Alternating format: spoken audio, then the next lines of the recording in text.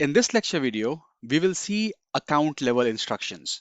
So these are the information that you can get in your TWS if you go to your account tab, and then if you click on your account window, this is all the information that you get, your balance, your portfolio, your account level information, etc.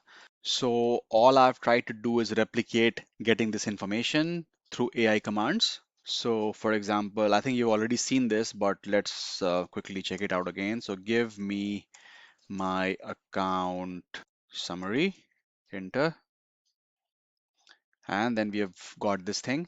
Another thing is that you can use this mic icon here, so you can give voice command as well. For the development of this tool, I have used the free browser-based voice recorder tool. So it's not very accurate, so do not rely on it if you want to give very complex instructions. But for simple instructions like give me my account summary, place an order, or simple one or two line statements, I think this thing works. All right, so this is the account summary. We have already seen that. Now, what about the profit and loss? So let me try this voice instruction button and see whether this works or not. So you'll have to allow the microphone access. Can you give me my PNL, please? Okay, so it was able to understand it. And I've got my PNL as well.